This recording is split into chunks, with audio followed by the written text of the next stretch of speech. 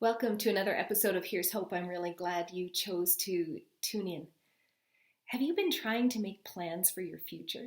Are you finding that frustrating or confusing? I sure am. These days of COVID uncertainty with not sure what the rules are going to be even next week and there's talk of rollout, but I don't know what it's going to look like. But man, I am a planner. I get my calendar planned and I love that. I look forward. I anticipate. And psychologists tell us that's even a good sign of mental health to have this forward thinking. So it's understandable this is going to be challenging for us in this time.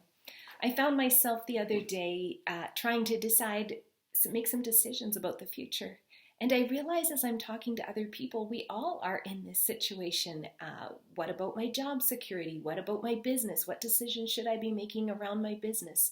How about my education? My children are aware that their schooling might not look the same in the fall, which concerns me too. And so this propensity to plan, which is positive and forward moving, has a lot of things influencing it right now that are out of our control. And as I've been trying to make decisions and plans that I feel responsible to make, it's part of my job, it's part of my role, both in my office and in my home, I found myself frustrated. I found myself kind of like throwing my hands up in the air going, I don't know, or saying, I don't know, I'm just so confused. And when I was doing that the other day, it was almost like the Lord stopped me right in the middle of my throwing my hands up in the air, moment and saying, but you do know. And I was like, no, God, I don't. And he said, you know me. Yeah, I do. Hebrews 13:8 says, he is the same yesterday, today, and forever. Our circumstances are turbulent and uncertain right now, but he's not. He is the same as he's always been. And while that doesn't help me make decisions for what's going to happen in September, it does help me be still and wait. He's a good father. Who he was last year when I thought I knew what was going on is still who he is today. He has good plans for my future. He has strategies. He's going to tell me what I need to know when I need to know it. So unfortunately, it does boil down a little bit to control, and that's not a fun word that I like to hear. But he wants us to learn stuff about this right now in this season, and he wants us to know him like we've never known him before. You know, Psalm 46:10, be still and know that I'm God. Super, super familiar passage. We can just go and move right on by. But it's quite another thing to stop and be still. And recognize the only thing you know for sure is who he is.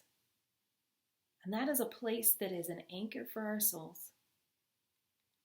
When I was a little girl, I was 6 years old. My mom and dad gave me my first Bible. I looked for it this morning, but I couldn't find it. I will track it down. It's a little King James Bible with a picture of Jesus and the children on the front. And they wrote a verse in the front cover for me. And they said, we want this to be your life verse. It's felt like a blessing from my mom and dad on my life. And it's always amazing to me how something that's so familiar, I've known it over and over and over again, all through the years, can still have so much fresh life in it for today. And the words are from Proverbs 3, 5, and 6. And it says, trust in the Lord with all your heart. Do not depend on your own understanding. And man, did that ever hit me this week? Like this unsettled, this frustration, this sense of confusion is because of relying on my understanding, not his. Again, trust in the Lord with your whole heart. Oh Lord, do you have good plans for my future? Will you let me know what I need to do when I need to do it? If those plans and dreams and desires that I have aren't what's going to actually happen, can I trust you and believe that you are good? Verse 6 says, seek his will in all that you do, and he will show you which path to take. These are ancient words written thousands of years ago, and they're still absolutely true. Seek him, and he will show you which path to take. And so I bless you today as you are, like I am, perhaps often uncertain. What is my future going to look like? What plans should I or should I not be making that make me feel kind of safe and in control and like I know what's going on? And really and truly, the Lord wants you to know him.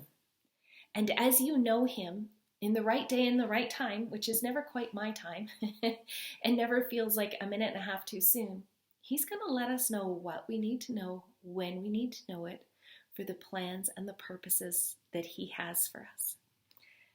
I'm just going to leave you with these words that jumped off the page for me this morning from Psalm 131:3. Your time has come to quietly sit and trust.